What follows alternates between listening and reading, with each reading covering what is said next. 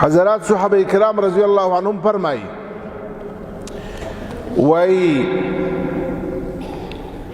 كنا لا نتغدى يوم الجمعة قبل أن نصلي ولا نقيل د جمعې په ورځ باندې به د جمعې تر لمانځه مخکې نه موږ خوراک کوي نه به مو خوب کوي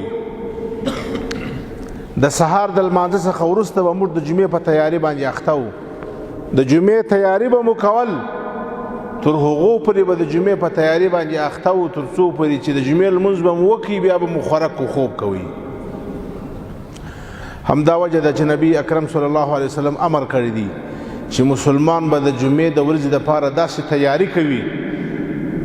داسې به تیاری کوي لکه د اختر د ورځې دپاره پاک لباس به اغوندي غسل به کوي خوشبویي به لګوي او پر وخت باندې به مسجد ته ځي لہذا چونکه د یخ شپې دي د یخ ورځې دي زمانه زمستان است اکثر مردم به سبب اینمی که یخ است کمی کمزوری میکنه اینمی کمزوری مناسب نیست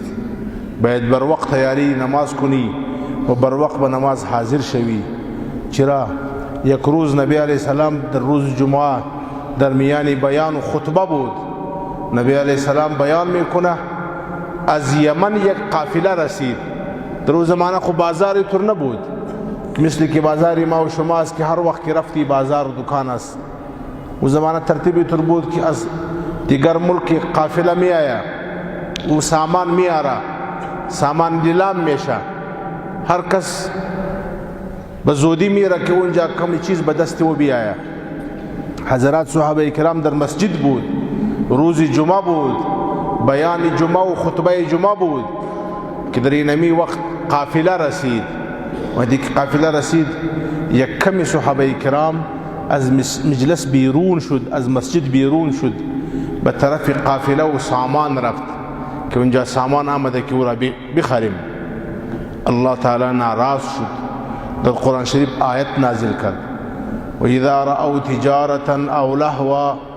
انفضوا الیها و ترکوک قائما اینمی خوب نیست که شما اونها را بیان میکنی روز جمعه است مسجد است اونها بس در پشت تجارت رفت و شما را اینجا تنها ماند صحیح نیست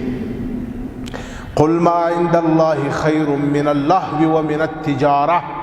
اینجا که شما در مسجد هستی اینمی نشستن شما اینجا برای شما از ذکر از بازار و از تجارت از هر چیز بهتر است الله تعالی به ما و شما توفیق بده که اهتمام اینمی روز کنیم و عبادت اینمی روز را با خوبی انجام بدیم و خاص کر در اینمی روز دعا قبول میشه خاص اهتمام دعا کنی در اینمی که قدام وقت است و نمو وقت نبی علیه السلام معلوم نکرده تاکہ مسلمان در تمام ساعات جمعه کوشش کنه ولی پس هم علماء کرام گفته زیاد اقوال به اینمی است که در وقت نماز جمعه و نمو دعا قبول میشه الله تعالی تمام دعای ما و شما را قبول کنه ملک و ملت ما و شما را از هر شر و آفت محفوظ کنه و آخر دعوانا الحمدلله رب العالمین